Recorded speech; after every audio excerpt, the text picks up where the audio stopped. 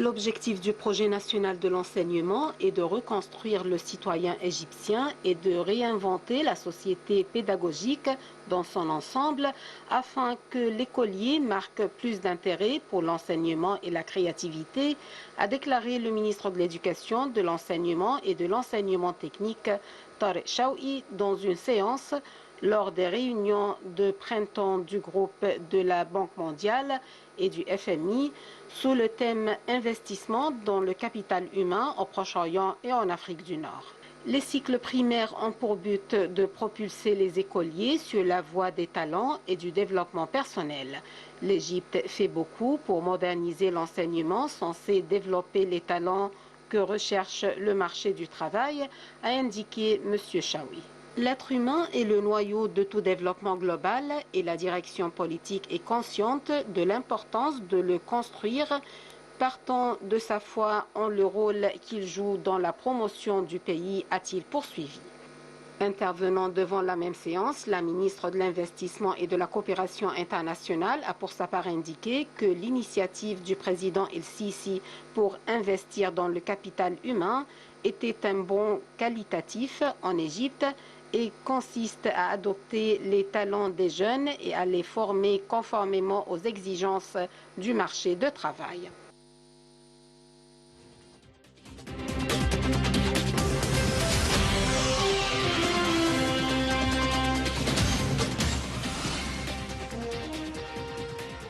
Nous allons à présent passer à la ville d'Alexandrie et retrouver notre invité, Dr Dina Kurdi, qui est professeur à l'université d'Alexandrie. Et donc, il s'agit là d'une autre génération, il s'agit d'une autre perspective et il s'agit de savoir où en sommes-nous quant à l'évolution du cycle universitaire à Alexandrie. Dr Dina Kurdi, bonjour et bienvenue avec nous. Bonjour madame, merci infiniment. La période de la pandémie a imposé de nouvelles formes d'enseignement et c'est un enseignement qui a été plutôt virtuel. Comment évaluez-vous cette expérience? Alors, premièrement, quand la pandémie a commencé, la situation était un peu perturbée parce que nous n'étions pas en fait bien préparés pour une telle pandémie ou bien pour une telle crise. Alors, le fait que nous avons tourné tout de suite vers l'enseignement à distance, il y avait bien sûr des perturbations, il y avait quelques problèmes, parce que de la part des étudiants, de la part aussi de l'administration, de la part aussi des professeurs qui n'étaient pas bien formés. Alors, donc, au début, il y avait une période de perturbation. Par exemple, quelle plateforme nous allons choisir, comment nous allons être en contact avec les apprenants, comment nous allons les suivre à distance et tout cela. Donc, il y avait quelques problèmes au début.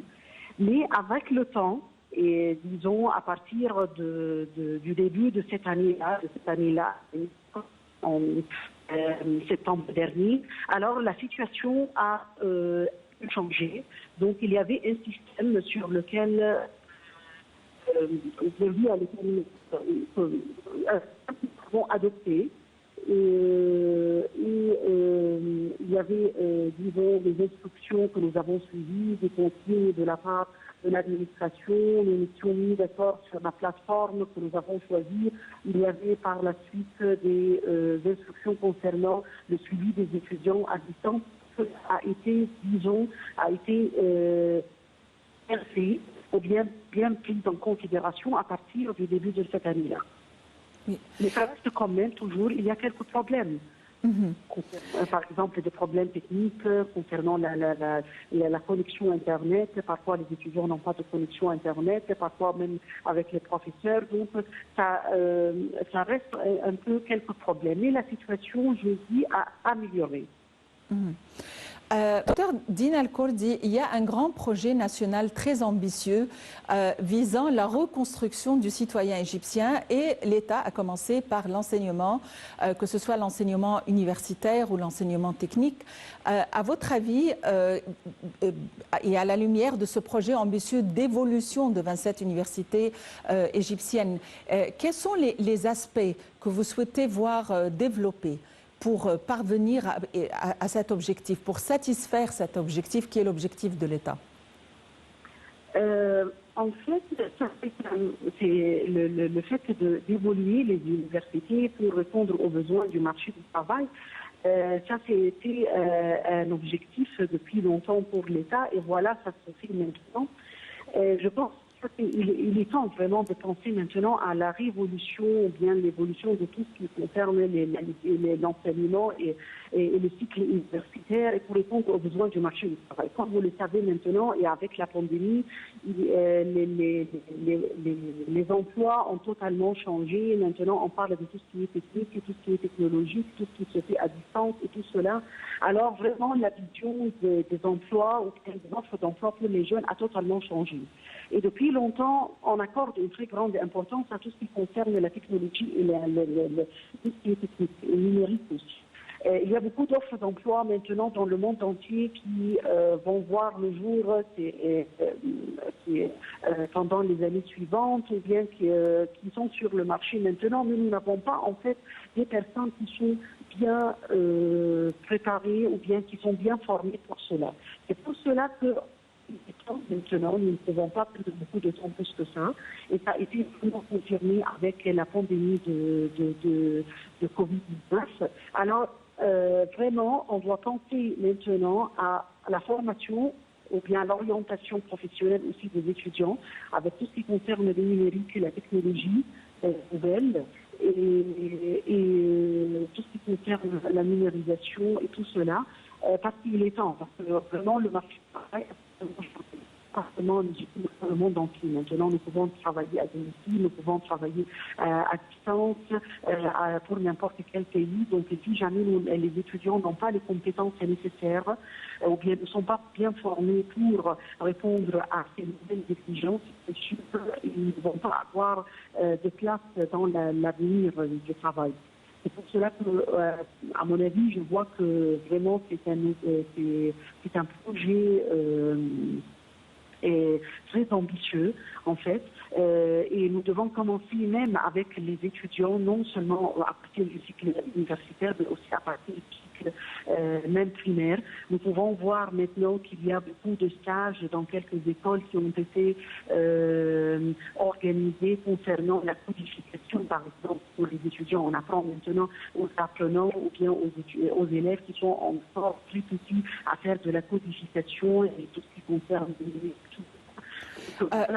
Oui, docteur Dine Al-Kordi, nous avons à l'heure actuelle beaucoup d'universités étrangères en Égypte et il y aura encore davantage de campus et des succursales d'universités qui se trouvent à l'étranger dans différents pays du monde et le système change complètement. Alors, cet enseignement étranger ou international face à l'enseignement national dans les universités égyptiennes, à votre avis, est-ce que c'est complémentaire ou est-ce que c'est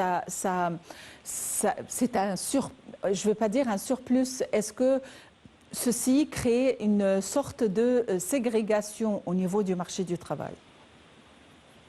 Moi, je vois qu'il s'agit de certaines complémentarités, c'est-à-dire nous allons, il y a bien sûr le système national, mais il y a quand même aussi le système étranger et je vois qu'il s'agit d'un complément. Alors, bien sûr, nous avons besoin dans notre marché, étant donné que nous sommes maintenant en relation avec d'autres pays dans le monde entier. Il y a bien sûr le marché du travail qui est ouvert maintenant. Alors, le marché du travail exige que nous devions avoir vraiment ce système-là international. Il y a des personnes, mais je ne veux pas dire qu'il va y avoir une certaine ségrégation, mais quand même, je pense qu'il est temps maintenant, il est nécessaire pour le système national de faire une certaine évolution. Que si jamais nous allons continuer avec le système national qui est un peu classique, disons, ou bien qui est un peu traditionnel, qui n'est pas vraiment ouvert sur le marché du travail, donc par la suite, nous allons avoir cette ségrégation-là. Il y a des universités internationales qui vont nous offrir des étudiants qui vont trouver facilement des offres d'emploi sur le marché du travail, étant donné qu'ils sont bien formés, qu'ils sont bien préparés, ils sont vraiment très qualifiés, et d'autres personnes qui ne sont pas vraiment à la hauteur. Alors, c'est bien d'avoir le système international, mais quand même, c'est le rôle maintenant du système national de changer et d'être à la hauteur de ce système-là international. Sinon, la situation ne va pas être du tout... Docteur Dina El Kurdi, vous êtes professeur à l'Université d'Alexandrie. Merci d'avoir été avec nous aujourd'hui.